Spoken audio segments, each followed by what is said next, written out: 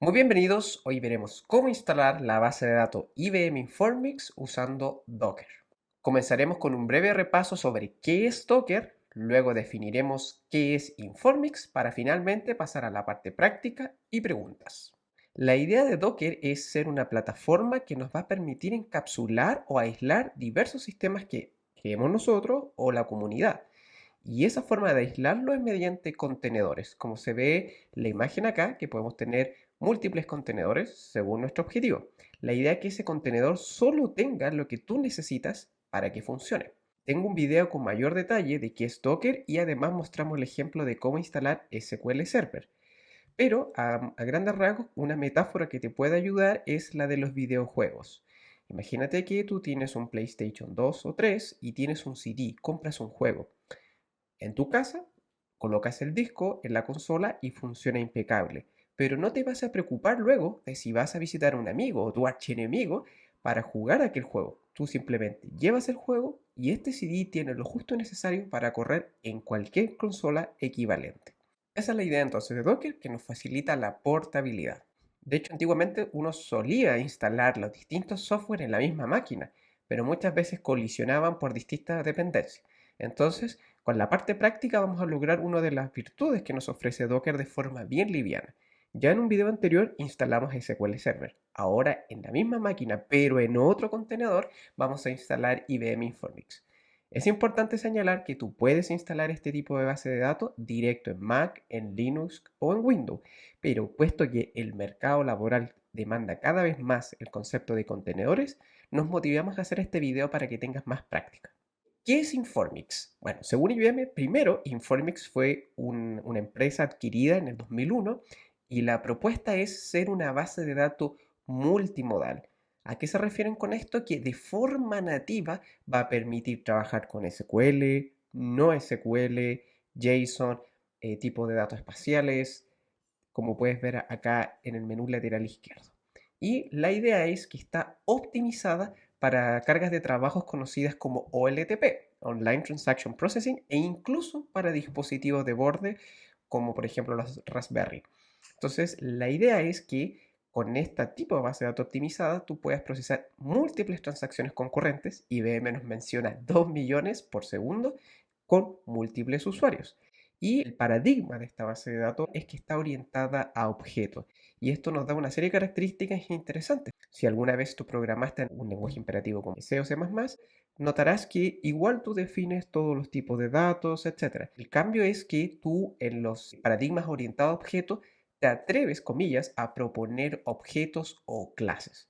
Entonces puedes ver como que una tabla tuviera una serie de columnas, pero además pueden tener funciones, procedimiento almacenado, etcétera, bajo la idea de un objeto o clase.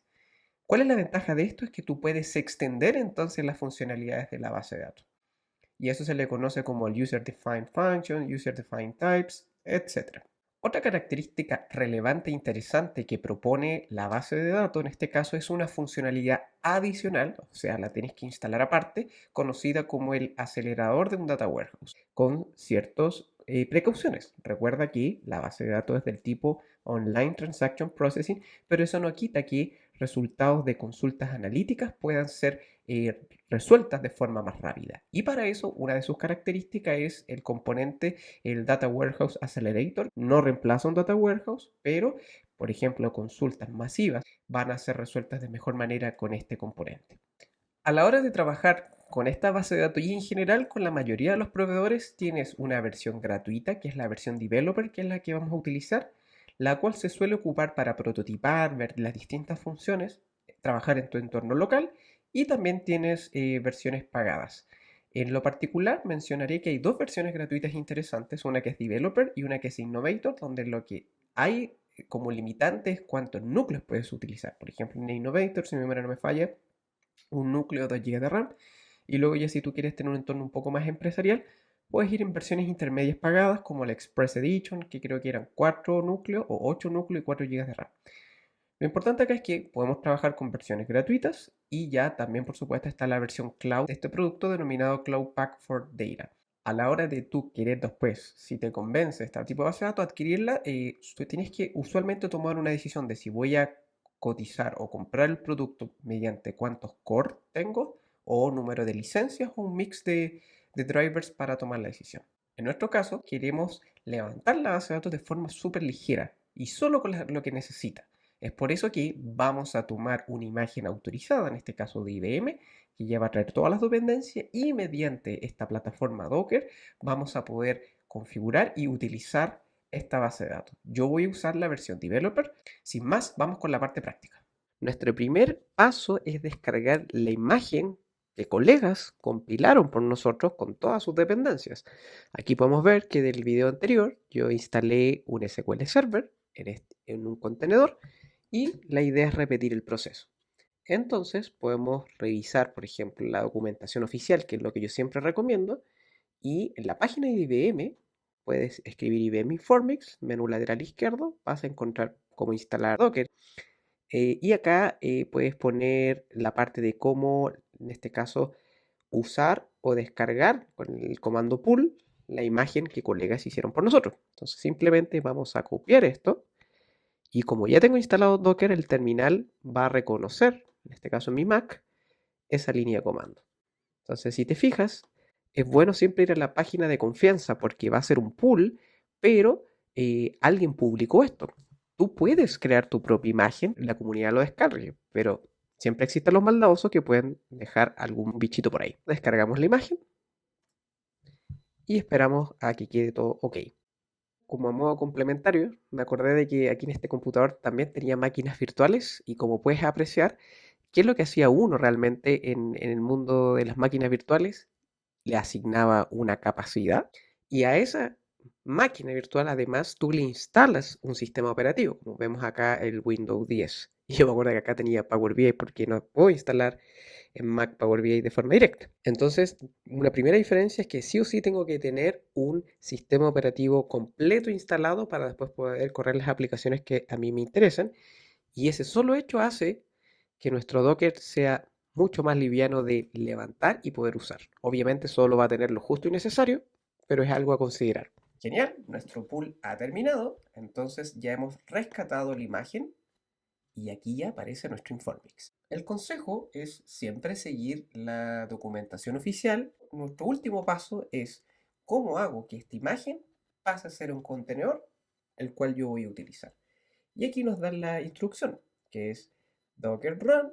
Vamos a colocar ifx, que en este caso va a ser el nombre de Informix abreviado. Tú lo puedes cambiar. De hecho, que nos dice el H es para asignar el nombre ifx a el contenedor, el que va a aparecer acá. No habría problema en cambiarlo. Y en este caso también, fíjate que yo bajé la versión developer.